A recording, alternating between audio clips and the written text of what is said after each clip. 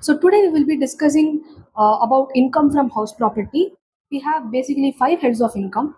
Salaries, section number 15, income from house property, section number 22, profits and gains from business and profession, section number 28, capital gains, section number 45, income from other sources is section number 56. So the income from other sources is also called popularly as the residual head. Why is it called as the residual head? Any type of income which does not fit in salaries, income from house property, profits and gains from business and profession, and capital gains will come under the residual head income from other sources. So any income which does not fit under the first four heads, which are salaries, income from house property, PGBP, and capital gains, will come under the fifth head of income, which is the income from other sources. Therefore, it is also referred to as the residual head. Now, we have charging sections for each head of income. So they basically, as I told earlier, there are five heads of income, and the charging section for each one of them are: for salaries, it is section number 15; for income from house property, it is section number 22; for profits and gains from business and profession, in short, it is called as PGBP. The charging section is section number 28. For capital gains, the charging section is section number 45. And for income from other sources, the residual head, the charging section is section number 56. So, what do I mean by this charging section? Charging section is the section that imposes the tax liability. So it explains things such as tax will be charged on whom, on what, and how much will be the tax liability. So tax will be charged on whom? The person on whom the tax is charged is called as the assessee. For each head of income, the assessee will differ. For example, in salaries, the assessee is a salaried employee. In salaries, we say there must be an employer-employee relationship. Only then the income will be classified under the salaries head. So, in income from house property, the assessee will be owner of house property. So whoever is an owner of house property and any income from earned from the house property, then the assessee will have to pay tax on the income earned. So who is an assessee? Basically, an assessee is a person who has to pay the tax on the income earned, and the income will be classified under any of these five heads, which are salaries, IFHP, PGBP, capital gains, and income from other sources. On what it will be charged on incomes, and how much will be our computation of tax liability, which we will learn how to do going forward. So let's we understood what is a charging section, and the charging section, as I told earlier, for income from house property is section number 22. For salaries, it is section number 15. Okay. Now, what's the definition or the meaning given in income from house property? Let me read that out for you. Annual value of any house property comprising of building or land appurtenant thereto, of which assessee is the owner, is chargeable to tax under the head IFHP. So let's break this down and understand part by part. What is chargeable to tax? The annual value is chargeable to tax. Annual value of what? Annual value of house property. This house property comprises of two things. One is building and land appurtenant thereto. So the first component is building, and the second component is land appurtenant thereto. The two components of house property are building and land appurtenant thereto. So what is chargeable to tax? Annual value is chargeable to tax. Annual value of what? Annual value of house property and land appurtenant thereto. Who has to pay the tax? Who is the assessee? Owner of what? Owner of the house property has to pay the tax. So who is the assessee? Owner of house property is the assessee. What will be chargeable to tax under IFHP? Annual value of house property. What is house property? House property comprises of two things: building and land appurtenant thereto. Building is also referred to as superstructure. Okay. What is land appurtenant thereto? What is the meaning of land appurtenant thereto? Some examples of land appurtenant thereto are, so basically, before going on to the examples, the meaning of land appurtenant thereto is a piece of land which is connected to a main building. So let's take backyard. Backyard is a piece of land and it is connected to the house. Playground is connected to either a school or a college. Approach road. What is approach road? Approach road is a dead end road which connects a house to the main road.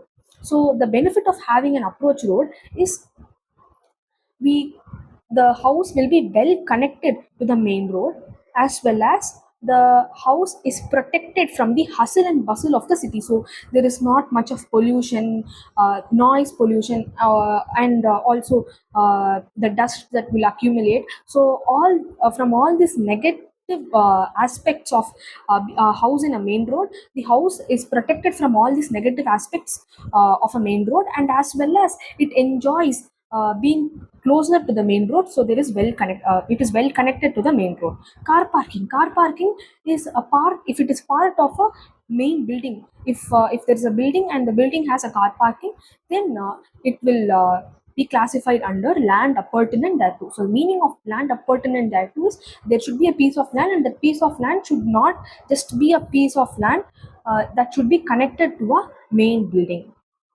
So that is what is land appurtenant thereto. So last time we read annual value is chargeable to tax. Annual value of what? Annual value of house property. House property comprises of two things: building and land appurtenant thereto.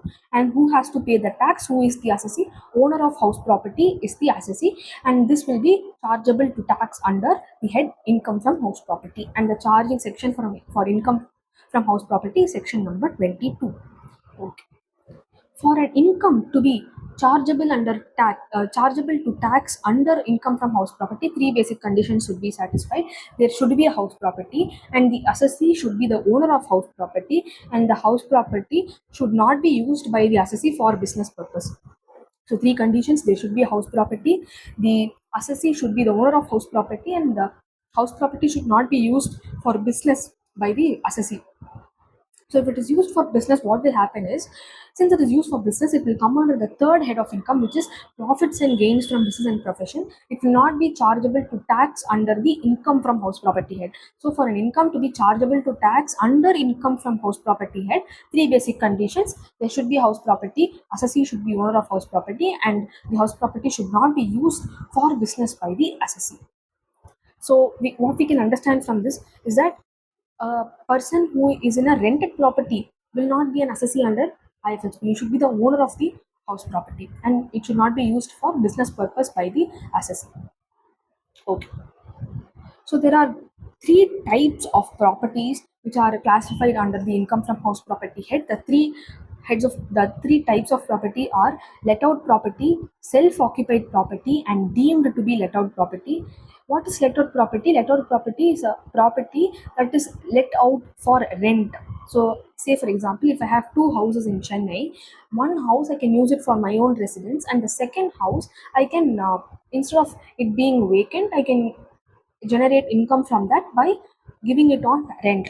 So the first house that in which I reside is the self-occupied property. It is used for my own residence. The second house which I give it on rent is the let-out property. So that is the basic meaning of self-occupied property and let-out property. Deemed to be let-out property, we will learn about it a little while later. So how do we compute tax for let-out property? Let's understand that. So I told you right here, annual value is chargeable to tax under the IFHB head. So this annual value is gross annual value and net annual value. Always from gross, if we subtract something, we will get net, right? Here, if we subtract municipal tax from gross annual value, we will get the net annual value. So if you can see here, this annual value is of two types: gross annual value and net annual value. Annual value is chargeable to tax. That annual value, gross annual value and net annual value. If you subtract municipal tax from gross annual value, we should be able to get the net annual value. We subtract municipal tax from gross annual value to get the net annual value. Okay. And then we have deductions. What deductions do we have? We have a standard deduction and interest on borrowed capital. These two are allowed as deductions. So what do we do for let out property? First we take the gross annual value. From that we subtract municipal tax to get the net annual value. And from the net annual value we have two deductions. What are the two deductions? Deductions under section number 24. 30% of net annual value is allowed as deduction. So here we get one number, right? Net annual value. On this we will calculate 30%, and that 30% will be allowed as deduction. It will be allowed as standard deduction. And then if we have taken any loan for construction or purchase of the house property, and if you have taken that loan, obviously we have to pay some interest, right? And that interest we can take it as a deduction, and only the residual value will be income from let out property, and that will be chargeable to tax. On this, percentage of tax will be applied, and that tax is and the amount is our tax liability. So let's understand this. Gross annual value. From that, we subtract municipal tax to arrive at the net annual value. From the net annual value, two deductions. Deductions under section number 24, which is standard deduction, which is 30% of the net annual value. And then the second deduction is interest on borrowed capital, and that interest can be classified into two types, which is pre-construction interest and current year interest. This will also, we will be learning about it a little while later, but just let's understand the basic skeleton of how to calculate the income from let out property. So what is the basic skeletal structure? We'll arrive at the first basic skeletal structure, and then we can break down each component and then understand it. So gross annual value, from that subtract municipal tax to arrive at the net annual value. From the net annual value, two reductions. Reduction under section number 24, standard deduction. How much is the standard deduction? 30% of the net annual value. And interest on borrowed capital, that is of two types: pre-construction interest and current year interest. That two interest will be allowed as reduction, and then we'll get the income from let out property. So I can just explain the logic behind this. See, always what is chargeable to tax is the amount that you earn, that is revenue, is chargeable to tax, or profit is chargeable to tax. It is always the profit that is chargeable to tax. For example, if I sell 5 chocolates, and the selling price of each chocolate, let's say, is 10 rupees. So I sell 5 chocolates, and the selling price of each chocolate is 10 rupees. So how much will I earn? 50 rupees. 50 rupees is my revenue. But is 50 rupees my profit? No. Let's say the cost of manufacturing each chocolate is 3 rupees. So my selling price is 10 and my cost is 3. How much chocolates do I sell? 5 chocolates. So 5 into 3, 15. 15 is my cost. If I subtract 15, 1 5 from 50, I'll arrive at a number 35. That 35 is my profit, and tax should be paid on 35, which is my profit, and not on my revenue, which is 50.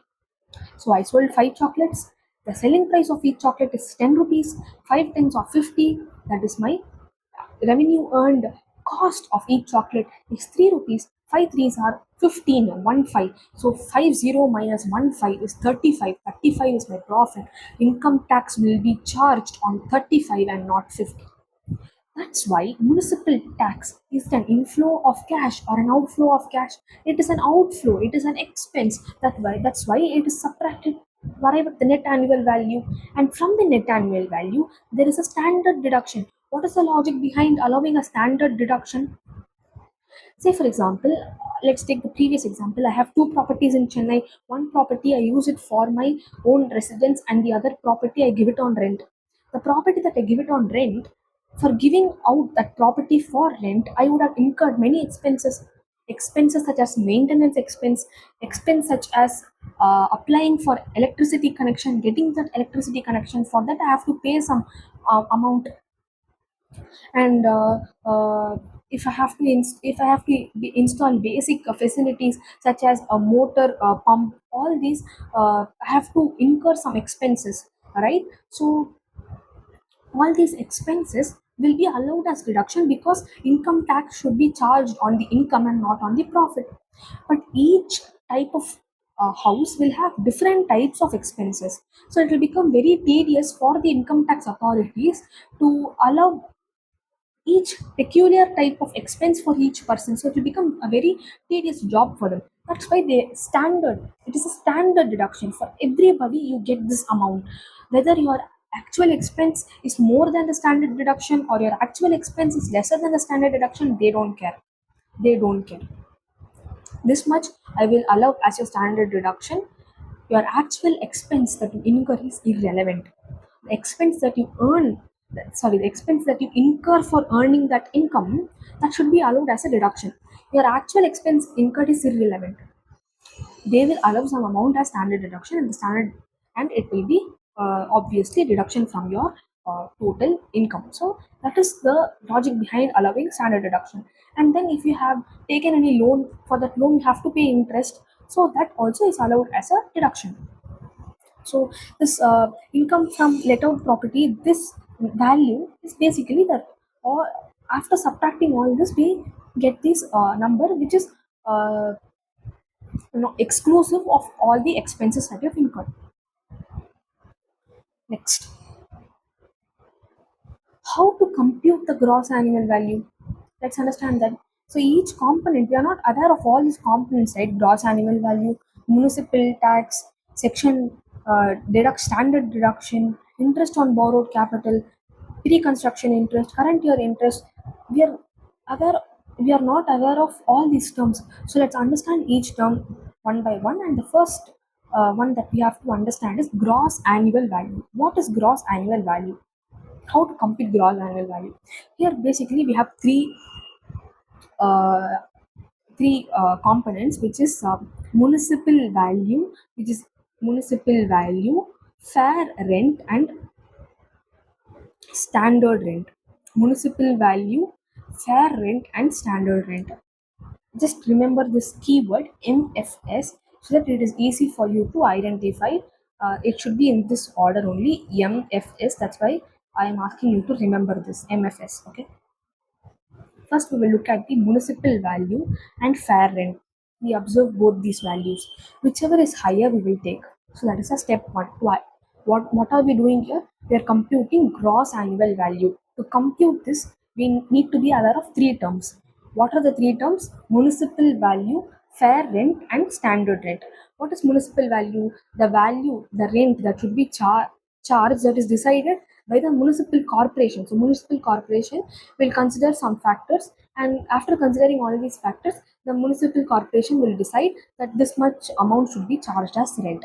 Fair rent. What is fair rent? The rent that is charged by uh, the house owners in the similar locality. Say, for example, if you're Nana Nagar and your house is of some X square kilometers, so a similar property in the same location, how much rent do they charge? Okay, so that is your fair rent. And standard rent. Standard rent is also decided by an act. Okay, so we observe two values first in our MFS. In our MFS, we consider first these two components: municipal value, fair rent. Whichever is higher, we will take one value. That is a step one value. In a second step, the step one value or our third component, which is standard rent, whichever is lower. First, what we selected in step one, whichever is higher. Municipal value or fair rent, whichever is higher. Step two, step one value or standard rent, whichever is lower. This, in our second step, we will get something called as the reasonable expected rent. In short, it is called as the expected rent. In our step three, actual rent receivable minus unrealized rent will give us the actual rent received. And in step 4, we will compare. In our step 2, we got expected rent. In our step 3, we got our actual rent received. We will compare both these values and choose whichever is higher. So we'll get one value. In our step 5, vacancy loss. Say, for example, if you're giving your house for 12 months on rent, and the person stays in that house only for 10 months, and the other 2 months the person vacated. So, and nobody else occupied that property of yours. So for 10 months it is occupied, and for the other 2 months it is vacant. So that is called as vacancy loss. And in step 6, step 4 minus step 5. So we arrive at one number over here, and from that, if we subtract vacancy loss, we will get one step 6 number, which will be basically your gross annual value. So if you have to summarize how to find out gross annual value, step 1, municipal rent or municipal value or fair rent, whichever is higher. Step 2, step 1 value or standard rent, whichever is lower. Step 3, actual rent receivable minus unrealized rent will give us our actual rent received. Step 4, expected rent found out in step 2 or actual rent received, whichever is higher. Step 5, vacancy loss. Step 6, step 4 minus step 5. So we found out what is our gross annual value. Next, municipal tax. Municipal tax is a tax which is charged by the municipal corporation, and the municipal tax, we have to keep in our mind three things. The municipal tax is also inclusive of sewage tax. So if in question sewage tax is given, that should be understood as municipal tax. And the municipal tax, how do we compute? Sometimes we need to compute, sometimes it is given the question. If it is not given the question, the municipal tax is computed as a percentage of municipal value. It is similar to how you compute depreciation, right? You have in your question, there is the value of property, plant, and equipment, and then they give you a percentage for depreciation, and then you multiply both to arrive at a depreciation figure. Similarly, in the question, they will give you municipal value, and they will give you some percentage. So you multiply the municipal value with the percentage to arrive at a municipal tax. Very simple. And then municipal tax is allowed as a deduction only on payment basis, so it is not allowed on accrual basis. If you have accrued the municipal tax, that is, there is a tax liability but you haven't paid it, then you can't get it as a deduction, and it is allowed only if it is paid by the owner. So for example, on behalf of you, if your tenant pays, then you can't get it as a deduction. So the owner must have paid the municipal tax, and it can be availed only on payment basis and not on accrual basis. And municipal tax is charged as is calculated as a percentage of the municipal value, similar like how you get depreciation on property, plant, and equipment. You apply some percentage to arrive at depreciation. Similarly, on the in place of the PP, you have municipal value and you have one percentage. You multiply both to get your municipal tax. Next, you get net annual value. From that, standard deduction. Standard deduction, it will change as per question. Whatever net annual value you get, on that you apply 30%, you will get your standard deduction. And then, if in the question there is something, anything given about loan, then also you compute your loan, and then you deduct it, and then you will get your income from house property, income from let out property. Okay. Next, so we finished our first component, that is let out property, is done for us. Next, we have to move on to self-occupied property. So as I told you, what is self-occupied property? Property that is used by the assessee for their own residence. So in self-occupied property, do we earn anything? No. So there is no annual value at all, and here we do not compute GAV and all. You have, it's a very simple one, straightforward.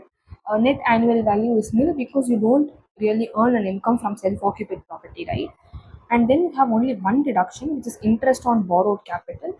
So you subtract that to arrive at a loss from self-occupied property. It is always a loss, or it is no profit, no loss situation.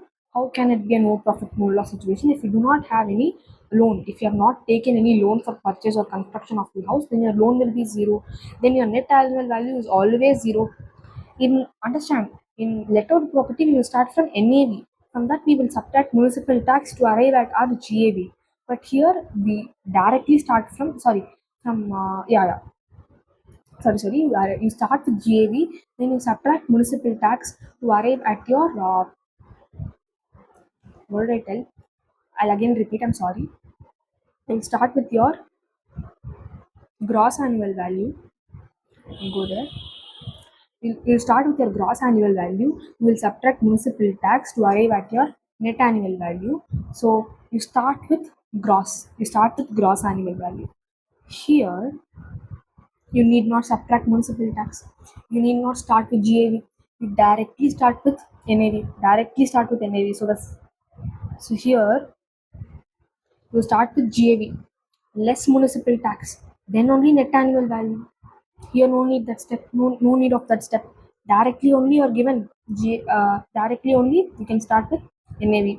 No need of starting with GAV, less municipal tax, and then getting a NAV figure. Directly NAV, and that NAV is always zero. And deduction. There we had standard deduction, but here there is no concept of standard deduction only, because you are not earning any income only. So therefore, no standard deduction. So why? What is the concept of standard deduction? The expenses incurred for earning income should be allowed as a deduction. So here you are not earning any income only. Therefore, there is no standard deduction. There is only income on borrowed capital that is subtracted. So if you do not have any interest on borrowed capital, you start with zero. You subtract zero because you do not have any interest. Therefore, your answer is zero. If you have any interest, you start with zero, negative, so you arrive at a negative figure. So always your answer in self-occupied property is either zero or negative. So to get a comprehensive understanding of what electron property is, what is a self-occupied property, I have made this difference table.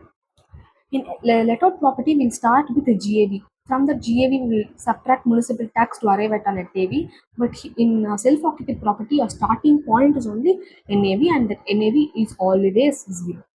And in letter property, you get standard deduction. The standard deduction is computed as 30% of GA of NAV. Here in self-occupied property, there is no standard deduction, and interest on borrowed capital is allowed as a deduction in lettered property, and there is no restriction on how much can be availed as a deduction, which is on with respect to interest on borrowed capital. But in self-occupied property, there is a 2 lakhs limit, and if and for the 2 lakhs limit, you have to satisfy three conditions. If three conditions are not satisfied, you will get 30,000 rupees as your deduction on interest on borrowed capital.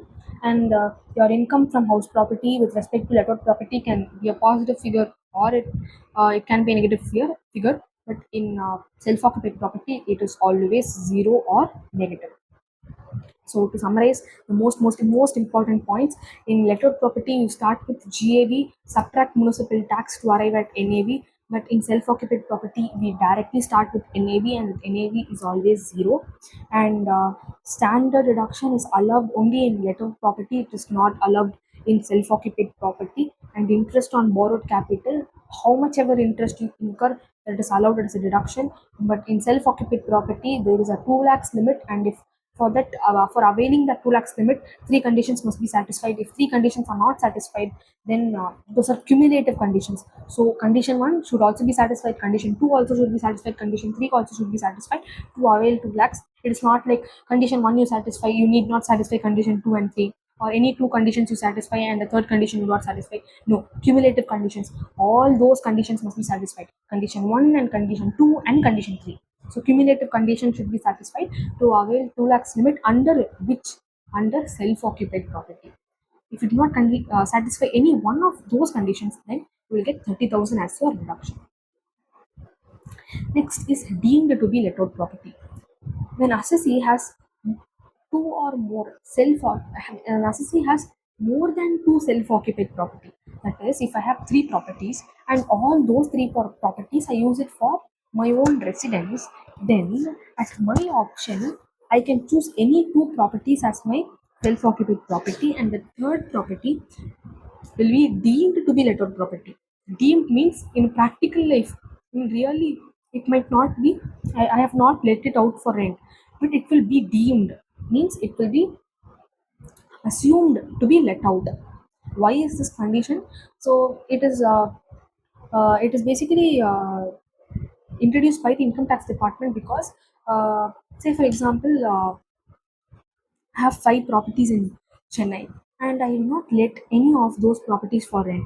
So anybody who is looking for a rental property will not be able to find one a property to take on rent, because I myself am controlling five properties, and even though I'm not using all the five properties, I might be using only one property, but that four properties like maybe lying vacant, so nobody is using it. So it's lying waste, right? It is waste of human resource, waste of money, everything, right? So uh, why should I be denying someone else house, which is a basic necessity of life?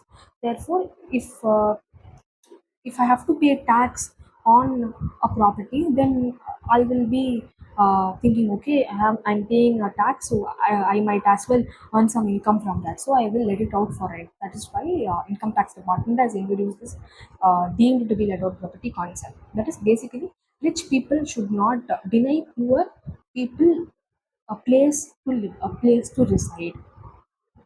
So I'll take my example. I have five properties in Chennai.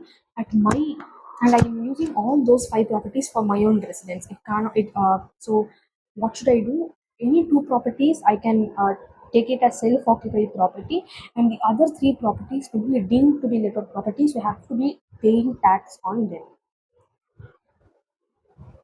It is similar to let-out property, but we need not do the first, but we need not do the third, fourth, fifth step, and the sixth step. There are only two steps in computing gross annual value. Step one, MFS, right? Municipal value or fair rent, whichever is higher, you get one value. In step one value or standard rent, whichever is lower, will give you your expected rent. Your expected rent is only your GAV. But in let out property, what do? We do step three, right? We do step three. Actual rent receivable minus unrealized rent will give your actual rent received, and then that actual rent received will be compared with your expected rent, and whichever higher will be selected, and then you will start calculate vacancy loss in step six, step four minus step five. So this step three, this step four, and step five, and step six. Step four, step 3, step 4, step 5, and step 6. You need not do these steps. It is enough if you do just these two steps. These two steps will give you your expected rent, and that will be your GAV under deemed to be let out property. Right? That's it. So your GAV, and then similar uh, concept or to let out property, calculate municipal tax, arrive at NAV, and then deductions, and then income from deemed to be let out property you get. Same as just same to let out property, but the GAV will differ. Okay. Next I said right. Let's go here. So you understood what gross annual value is. We understood what municipal tax is, and then reduction section, standard deduction. Explain the logic behind it, and then now we come to our pre-construction interest. We'll understand what pre-construction interest is. Very important from the exam point of view. Pre-construction interest is applicable for both self-occupied property as well as let-out property. So there are two checkpoints for pre-construction interest. Your date of borrowing should be before your date of construction completion. Say for example, you borrow loan on 1/4/2010, and you complete your construction on 1, let's say 4/5/2019. So this is your date of borrowing the loan. This is your date of construction completion. So your date of borrowing is clearly before your date of construction completion. Therefore, your first condition is satisfied. And the loan, the purpose of that loan should be for purchase or construction of house property. It should not be for a repair, a renovation of the house property. That is, you already have a house property and you repair it to make it new. No, you should not renovate or repair. For that, the loan should not be availed. It should be for construction or purchase of a new house, And how do we compute? The step one is date of construction completion, and step two. So step one, what will be our value? 4/5/2019. That will be your date of construction completion, and preceding 31st March of date of construction completion. So what is the preceding 31st March? 31st March 2019, or date of repayment, whichever is earlier we will select. And then step 3, your date of borrowing minus step 2 value, and step 4, you will calculate your pre-construction interest, and that will be divided by 5 and allowed across 5 years. Allowed across 5 years from the end of your construction completion. So previous year of construction completion plus 4 years.